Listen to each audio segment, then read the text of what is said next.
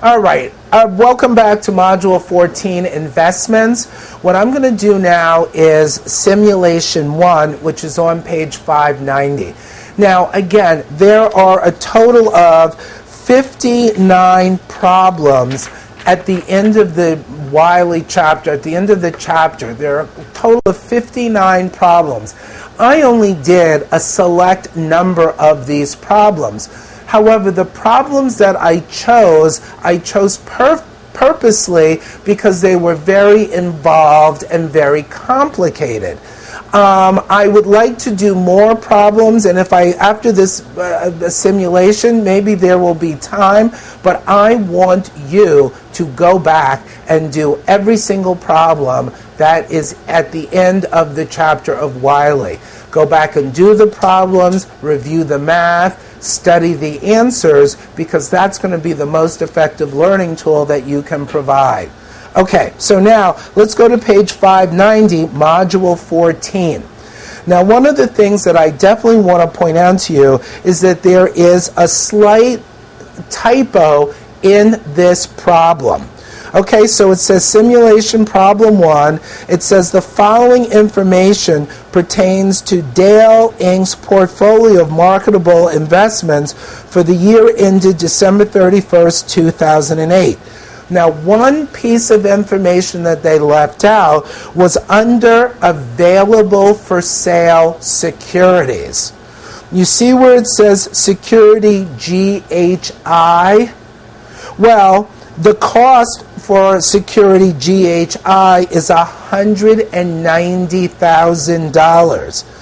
Their fair value for GHI is given at $165,000. However, what they did not give you, but I want you to put in there, is the fair value for GHI as of December 31st, 2008 is $175,000.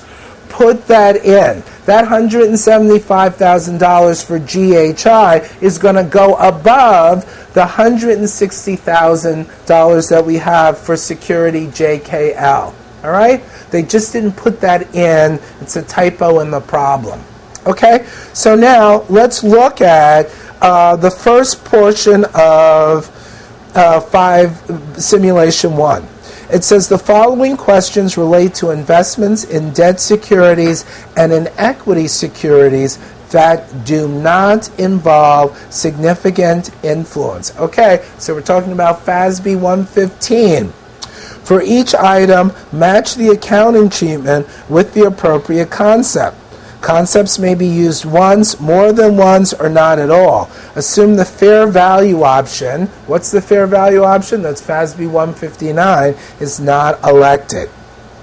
So, number 1 says cash flows from purchases and sales of these securities are reported as an operating activity on the statement of cash flows.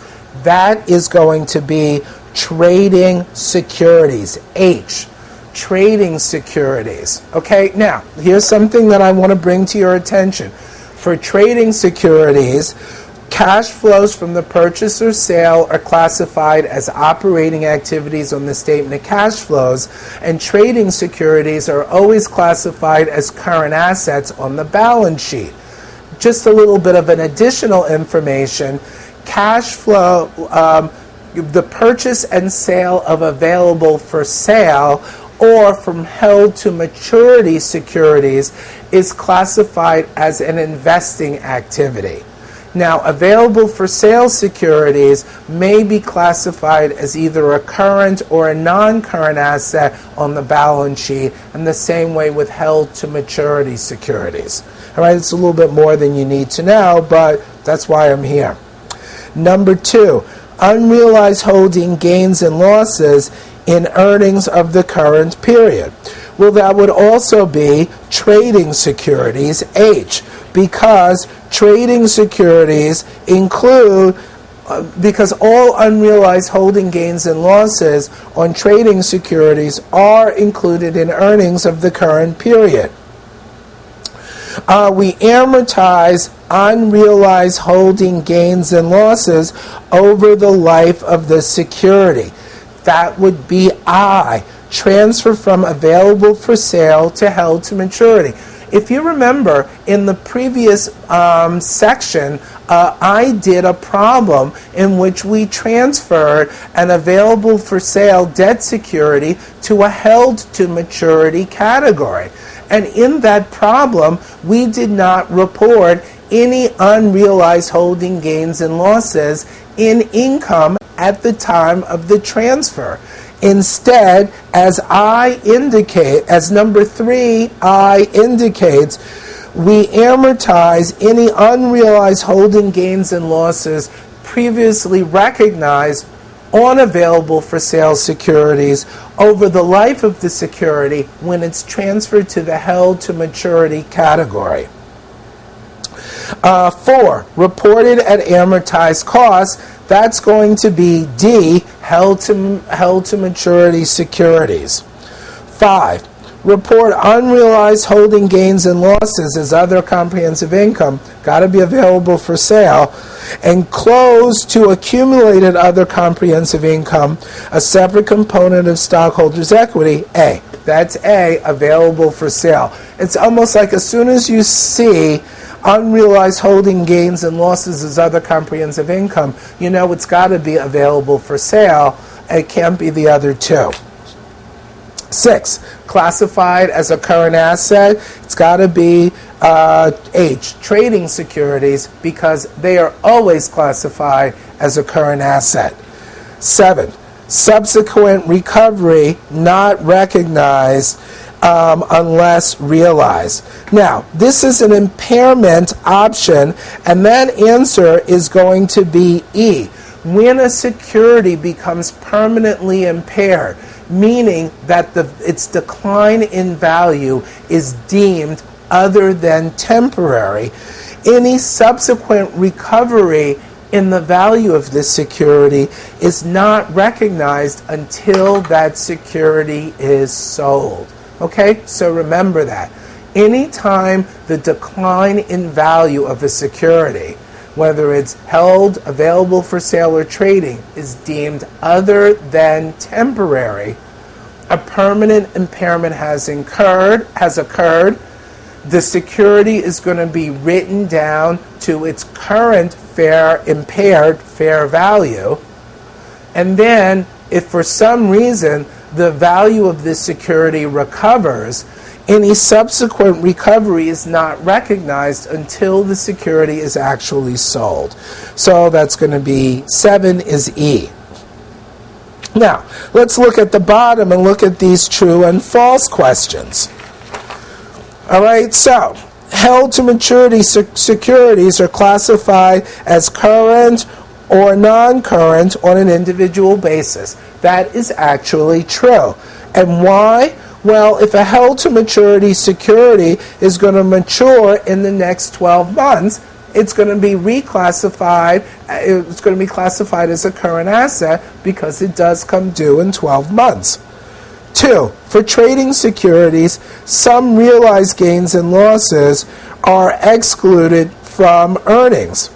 Well, that's actually true, because the amount of realized gains and losses to be reported in earnings for a trading security is going to be based upon what has been reported prior to that. And let me give you an example. Okay? So,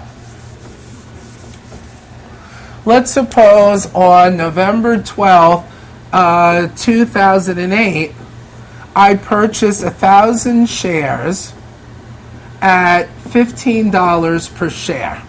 And I classify this as a trading security. Okay? So, I'm going to debit trading security for $15,000, credit cash for $15,000. Okay? Here's my trading T account. Let's assume on 12/31/2008, the price of this security is $12. $20 per share. So what am I going to do? I'm going to debit trading security for the increase, $5,000, $5 increase times 1,000 shares, and then I'm going to credit unrealized holding gain.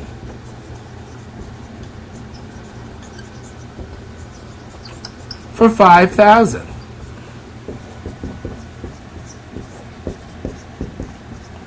Okay, so now let's move to February 5th, 2009. Let's suppose I sell the security for $20 a share. What am I going to do? I'm going to debit cash for $20,000. I'm going to credit trading security for $20,000. I am not going to recognize any realized gain on this sale because prior to 2009, I recognized an unrealized holding gain on the change in market value of this security at the end of 2008. So, going back to number 2, for trading securities, some realized gains and losses are excluded from earnings. And that's true because the amount that's excluded is a function of what has been recognized in prior periods. All right? Here's another just short example.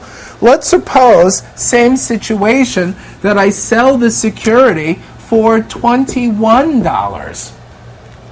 On February 5th, 2009. Well, I'm going to debit cash for $21,000. I'm still going to credit trading security for $20,000, which is what its fair market value was on December 31st.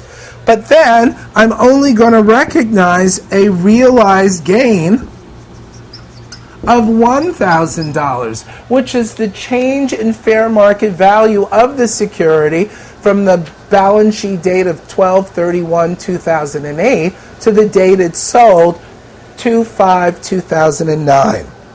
Number 3, a premature sale of held-to-maturity securities may be considered maturity if at least 80% of the principal has already been collected. That is actually false. It has to be 85%. So the cutoff is 85%, not 80%. Number 4, dividends received on available for sale securities decrease the investment account. That is false. The only times dividends received decrease the investment account is if you're accounting for that security using the equity method. 5, a company that owns more than 50% of the outstanding shares of another company must use the fair value method.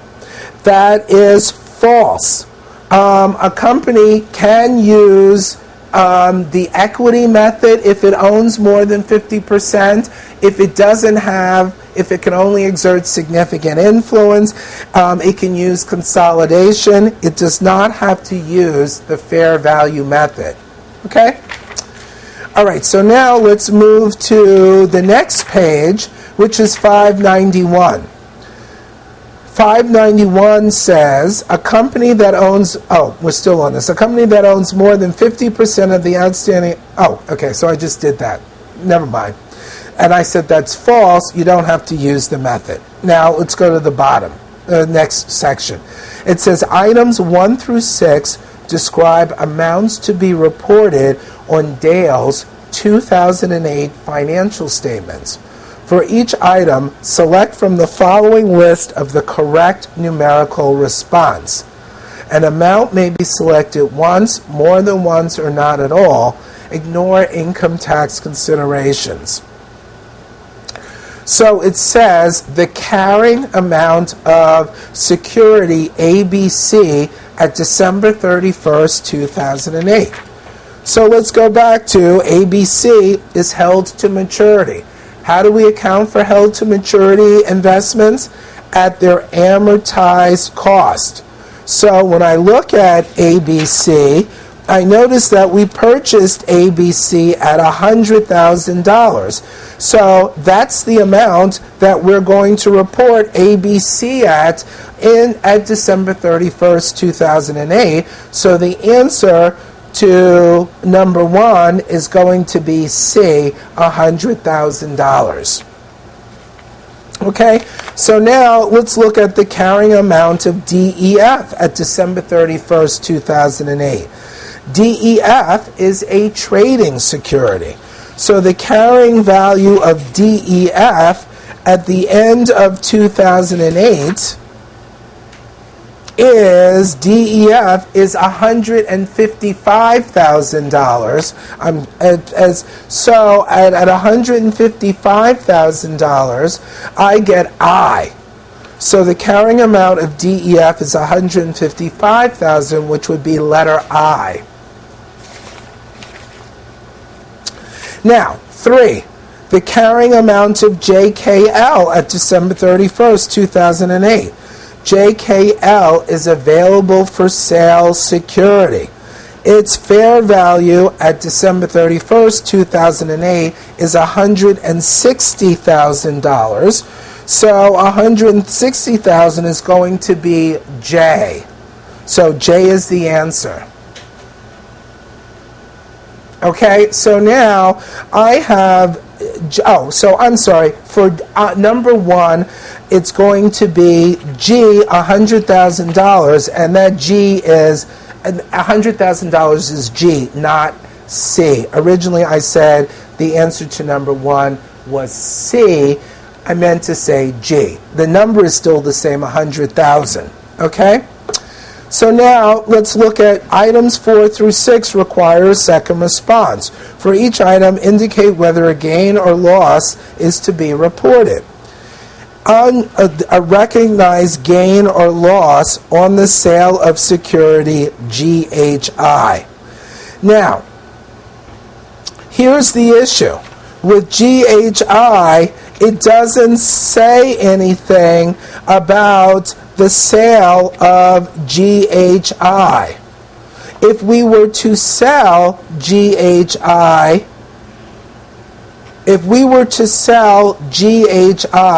on December 31st, 2008, okay, just follow me here. Notice that I told you to put in the fair value of GHI on December 31st, 2008 was $175,000. If we were to sell GHI on December 31st, 2008, we would show a recognized gain of $15,000. And that $15,000 would be D. Is everybody with me on that? Okay, let me just show you this, all right?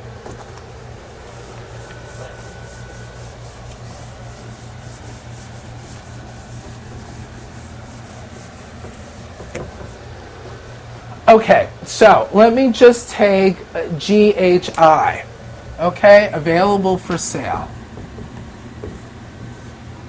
Unrealized.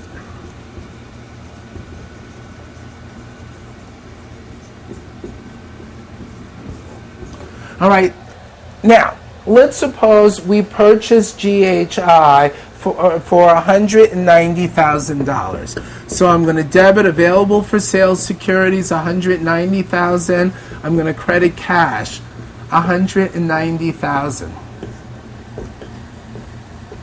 Now, we're told that on December 31st, 2007, its fair value is $165. So December 31st, 2007, I'm going to debit I'm going to debit unrealized holding loss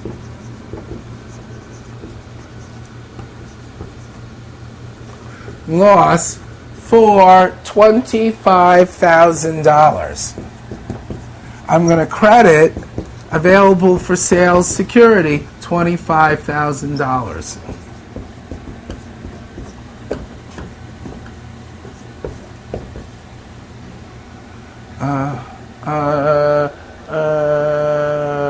Yep. Okay, so now let's go to 12/31/2008. I'm going to debit. It says that the fair value has now declined to 100, has increased from 165 to 175. So I'm going to debit available for sale securities by 10,000, and I'm going to credit unrealized holding gain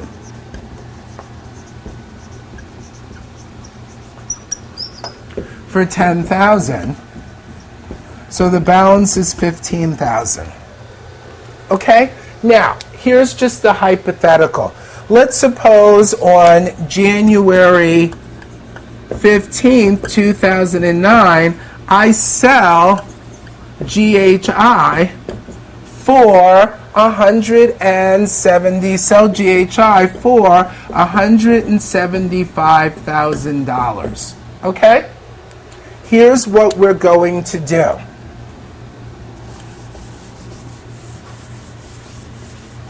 All right, and I just posted that. That's the posting from the previous one. Sorry, 10,000.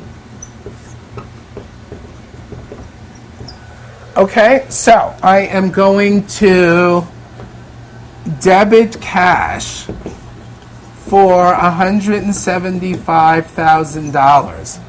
I'm going to credit available for sale securities for $175,000. I'm also going to credit my unrealized holding loss for $15,000 to remove it. All right, so this becomes 0. This becomes 0. And then I'm going to debit a realized loss of $15,000. Okay? That's how we arrive at that answer. All right, let's go on. Let's look at what is the number 5, again on page 591. What is the unrealized gain or loss to be reported in 2008 net income? Well, the unrealized gain or loss computed for 2008 can only refer to our trading securities. So the difference in fair value from 2007 to 2008 would be, so the fair value of our trading securities were $160,000 in 2007. They're $155,000 in 2008. So they have declined by 5,000. So we're going to report an unrealized holding loss of $5,000 in my 2008 income statement. Okay, so now let's look at number 6, and this pertains actually to the example that I did before. Number 6 says the unrealized gain or loss to be reported at December 31st, 2008. Now, when you turn back to page 591, you'll see that there is a sale of JKL for $175,000. That actual sale of JKL should refer to the sale of GHI for $175,000, as I did in number 4. Remember number 4? We said, what is the recognized gain or sale of security GHI? Well, that $175,000 under sales should actually refer to GHI, not to JKL. All right? Is everybody with me on that? So, by December of 31st, 2008, the only available for sale security that Dale Company will own is JKL. All right? Because GHI will have already been sold for $175,000. Again, this is the typo in the book, and I apologize if it confuses you, but again, I didn't write the book. So here we go. Let's look at JKL. Here is this unrealized holding gains and loss account for JKL.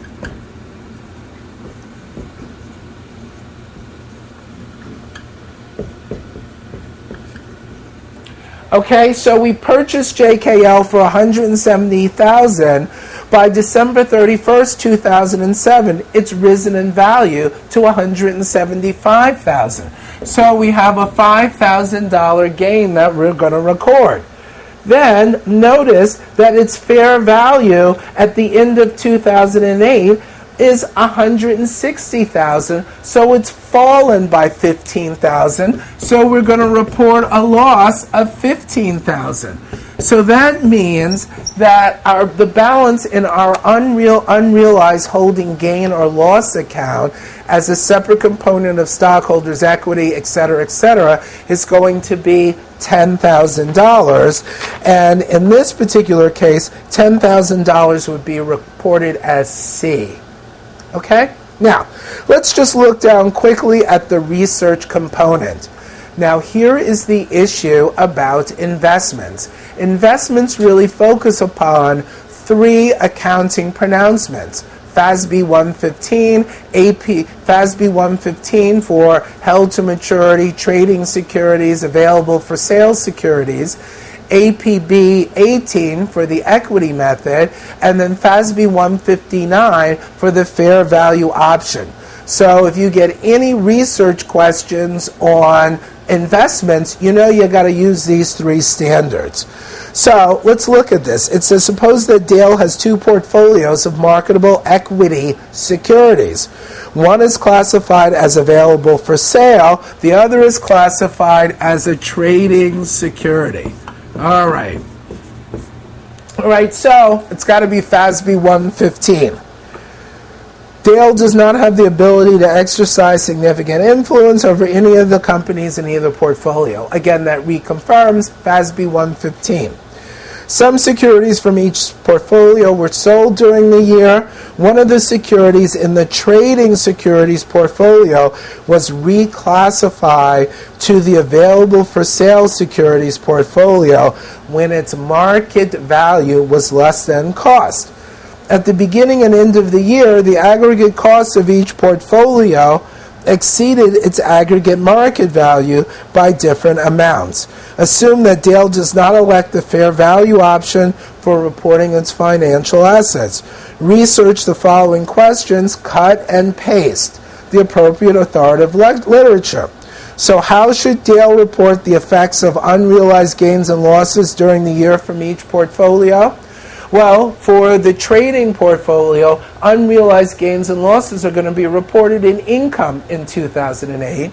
For the available for sale portfolio, unrealized gains and losses are going to be reported as other comprehensive income. Now, how should Dale account for the security that was classified from the trading securities portfolio to the available for sale? Well, any unrealized gains first of all, the trading security is going to be transferred from the trading security category to the available for sale category at its fair market value as of the date of transfer. Any unrecognized gains and losses, any unrealized gains and losses on that transferred security that have arisen since its last valuation date will also be reported as an unrealized holding gain or loss in the income of Dale Company on the date of transfer. Okay? So now, number 3, how should Dale report the investment in each portfolio in its balance sheet as of the end of the period? It should report the investments in its portfolio at their fair market value as of the end of the period. Okay?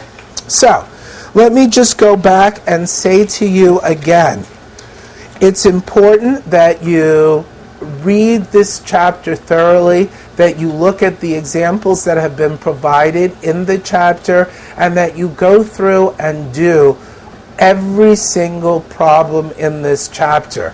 And yes, the problems are difficult. Yes, the problems are somewhat complex.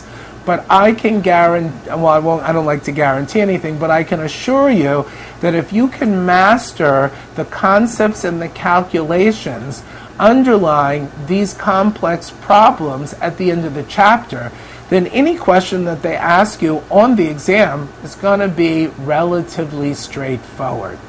So I wish you the best of luck with investments. I hope you found this module and my review of it helpful, and good luck on